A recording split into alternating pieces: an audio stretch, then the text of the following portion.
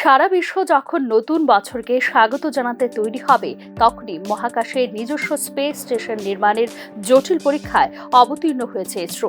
পৃথিবীর কক্ষপথে ঘূর্ণায়মান দুটি কৃত্রিম উপগ্রহকে জুড়ে একটি মহাকাশ যান তৈরি করবে ভারতের মহাকাশ গবেষণা সংস্থা। ইসরোর এই পরীক্ষার পোশাকি নাম স্পেস ডকিং এক্সপেরিমেন্ট মিশন বা স্পাডেক্স। মহাকাশ বিজ্ঞানীদের দাবি, পৃথিবীর কক্ষপথে বুলেটের চেয়েও 10 গুণ গতিতে ঘুরে চলা দুটি কৃত্রিম উপগ্রহকে জুড়ে একটি মহাকাশ যান তৈরি করা যেমন কঠিন, তেমনি চ্যালেঞ্জিং। গত এক দশকের বেশি সময় ধরে এই বিষয়ে নিরন্তর গবেষণা চালিয়েছে ইসরো। সোমবার রাত্রি 9:58 এই এক্সপেরিমেন্ট করার সময় নির্ধারণ করেছে ইসরো। বর্তমানে কেবলমাত্র আমেরিকা, রাশিয়া এবং চীনের মহাকাশ গবেষণা সংস্থার কাছে রয়েছে এই প্রযুক্তি।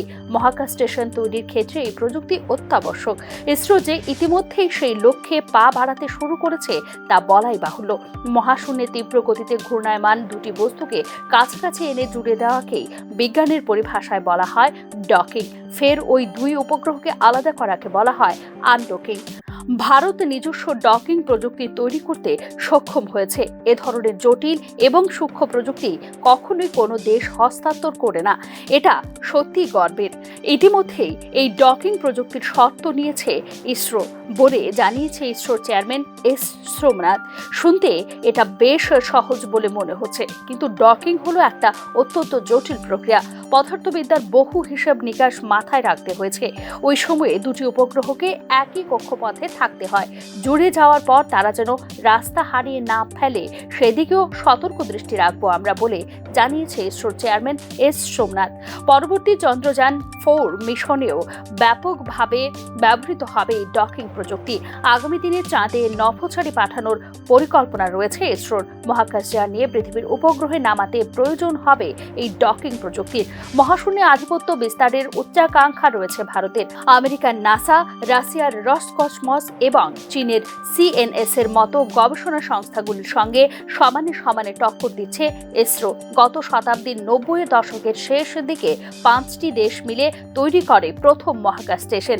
দুনিয়ার এর পরিচিতি ইন্টারন্যাশনাল স্পেস স্টেশন হিসেবে। সম্প্রতি সম্পূর্ণ দেশীয় প্রযুক্তিতে ঠিক একই ধরনের মহাকাশ স্টেশন তৈরি করেছে চীন। মহাশূন্যে তাই ড্রাগনকে টক্কর দিতে একই রাস্তায় হাঁটতে চলেছে ইসরো। এদেশের মহাকাশ স্টেশনের নাম হবে ভারতীয় অন্তরিক্ষ স্টেশন। মহাকাশ গবেষকদের একাংশের দাবি, নাসার আইডিএসএস প্রযুক্তির তুলনায় ভারতীয় ডকিং সিস্টেম আরও উন্নত। কারণ মহাশূন্যে এ ধরনের কাজের জন্য মোট 24টি মোটর ব্যবহার করে থাকে আমেরিকার সংস্থা। সেখানে মাত্র 2টি মোটরে কাজ সেরে ফেলবে ইসরো। প্যাডেক্স মিশনে এই প্রযুক্তির পরীক্ষার জন্য যে মোটর ব্যবহার হচ্ছে তার ব্যাস 450 মিলিমিটার। তবে আগামী দিনে 800 মিলিমিটারের ডকিং সরঞ্জাম তৈরির লক্ষ্য রয়েছে ইসরোর। গগনযান মিশনের মহাকাশচারীরা এই প্রযুক্তি ব্যবহার করবেন বলে জানিয়েছে ISRO. Bureau report, news now.